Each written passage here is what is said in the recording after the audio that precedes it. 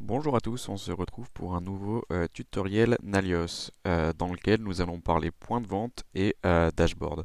Dans le sens où ici je vais vous montrer donc comment on peut avoir facilement accès à son chiffre d'affaires par point de vente à une date donnée. C'est notamment utile lorsque vous pouvez avoir plusieurs points de vente et que vous voulez justement savoir un peu la répartition de vos ventes dans ces différents points de vente. Donc là, je vais aller dans mon application point de vente et j'ai d'ores et déjà trois magasins, un magasin de meubles, un magasin de vêtements et une boulangerie sur lesquels des ventes ont été effectuées. Donc ce que je vais pouvoir faire ici, c'est aller dans mes commandes et saisir l'intégralité donc ici de mes commandes, puisque je vais aller récupérer en fait l'information ici qui est totale pour en avoir mon chiffre d'affaires. Donc là voilà, j'arrive sur ce menu et donc j'ai mes différentes commandes. Donc je vois qu'il y en a eu plusieurs passées aujourd'hui, plusieurs passées hier, avant-hier, etc. Ce que je vais faire ici, c'est que je vais en faire un tableau croisé dynamique. Une fois que j'ai mon tableau croisé dynamique, je vais simplement ici diviser par point de vente, de sorte à avoir mes revenus vraiment séparés par point de vente. Je vais ensuite insérer dans une feuille de calcul et j'ai déjà un tableau de bord existant donc pour le point de vente, donc je vais aller mettre cette feuille de calcul dans ce tableau de bord. Je confirme ici.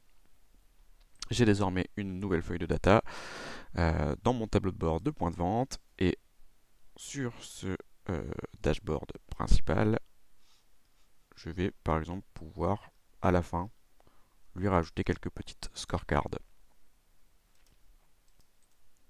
Donc je vais venir ici, insérer, graphique, et donc là je vais prendre hop, le type de graphique, scorecard par exemple, que je viens réduire.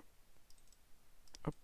Et donc je vais pouvoir mettre là, ici, la valeur que je prends en compte. Donc je vais aller dans mes commandes, et là par exemple je peux être mon magasin de meubles. Je confirme, je lui donne un nom également. Magasin de meubles. Donc là j'ai le total simplement de mes commandes au général. Je vais faire donc la répétition de cette scorecard 3 fois. Hop. Cette fois-ci ça va être la boulangerie et le magasin de vêtements.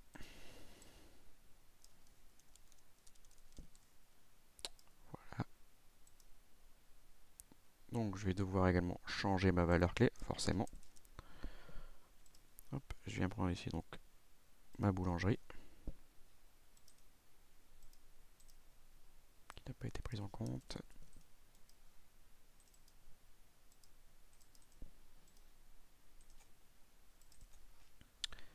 Donc voilà, je fais une petite pause pour remettre bien à jour les différents scorecards. Donc là, j'ai repris mes valeurs donc, de magasin de meubles, magasin de vêtements, boulangerie, qu'on retrouve ici présentement. Une fois que j'ai justement réalisé cela, je vais pouvoir ici venir en fait appliquer un filtre. Donc là, par exemple, j'ai mon chiffre d'affaires qui est général. Je vais vouloir l'avoir à une date précise. Donc, sur mon pivot, on est là le 7. Je vais aller prendre la date. Tout simplement. Hop. Et cette date, je vais vouloir en faire une période qui est une période pas relative, mais 2A.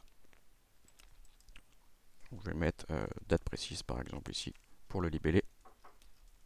J'enregistre. Et j'ai donc désormais un nouveau filtre qui va me permettre d'avoir en fait mon chiffre d'affaires automatiquement ajusté selon la date choisie. Donc là je vais sortir, je vais aller sur mon dashboard, donc je vais dans le tableau de bord, je vais sur mon point de vente avec ici donc mon tableau de bord, je descends, je descends, je descends et j'ai le CA par point de vente que l'on vient de configurer ensemble. Et donc le filtre également qui apparaît ici. Donc là par exemple je vais vouloir avoir juste mon chiffre d'affaires du 10, donc de la veille. Je vais prendre ici du 10 au 10. Et voilà, je vois que mon magasin de meubles par exemple n'a pas fait de vente le 10. En revanche, j'ai 306 euros pour mon magasin de vêtements et 120 euros pour ma boulangerie. Et donc après, je peux adapter ça évidemment aux dates voulues pour comparer date par date mon chiffre d'affaires. Voilà pour cette petite vidéo.